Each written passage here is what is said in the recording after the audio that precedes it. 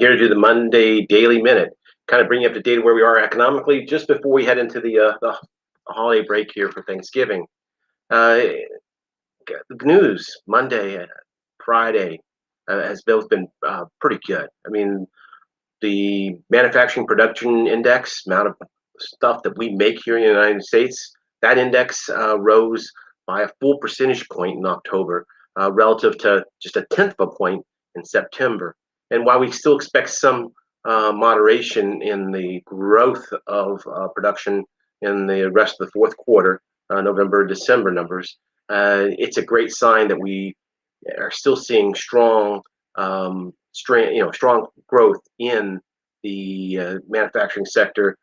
It's not going backwards. We're not seeing any stair step down as a result of some of the challenges we faced over the last couple of months.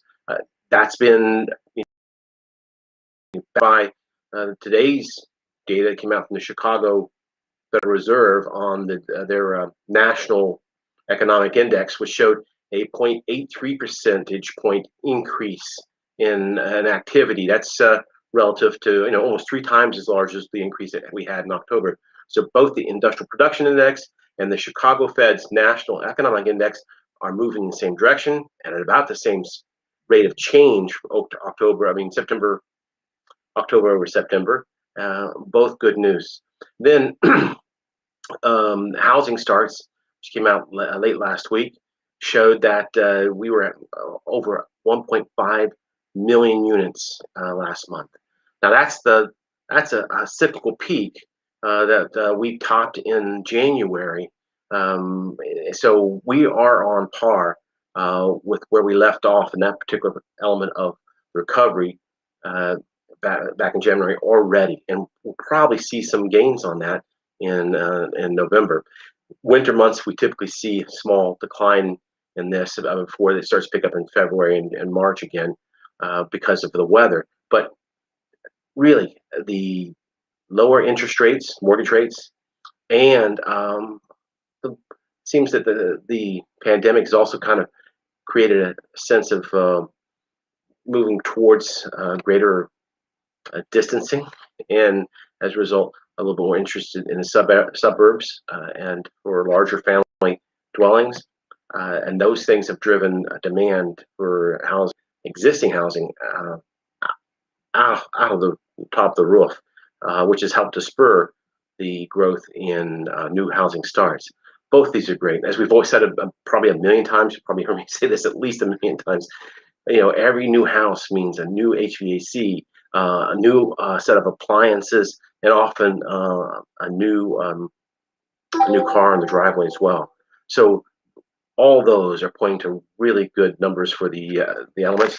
Looking at the latest release from Oxford Economics on Friday, they think that what we've seen in September and October suggests that they're right on track with probably getting out of our negative numbers, because we're getting less worse right now.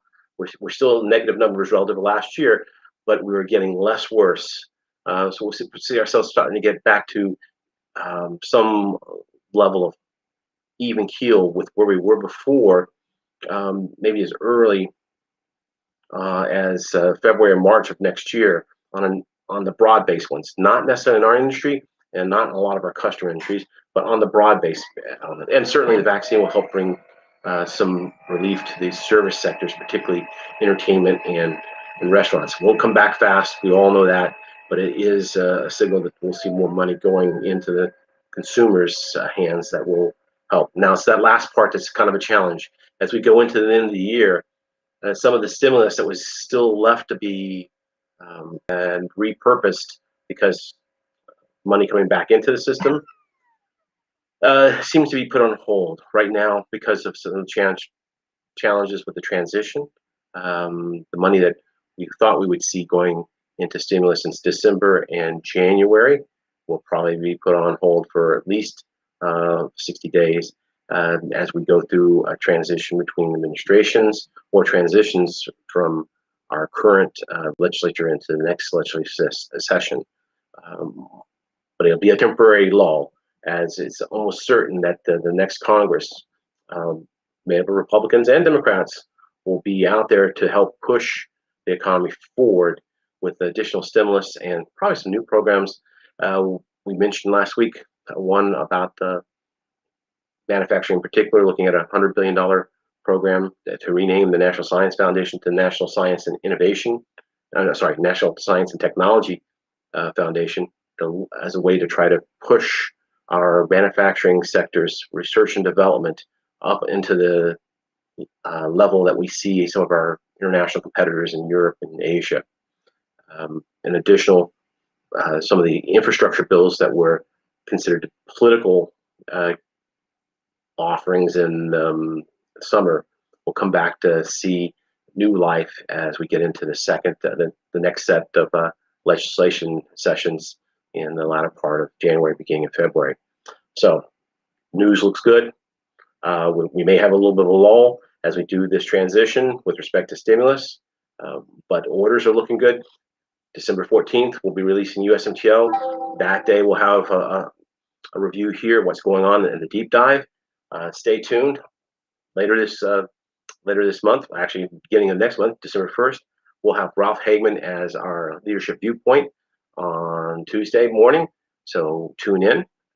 And so until then, enjoy Thanksgiving and be busy and be safe. Take care.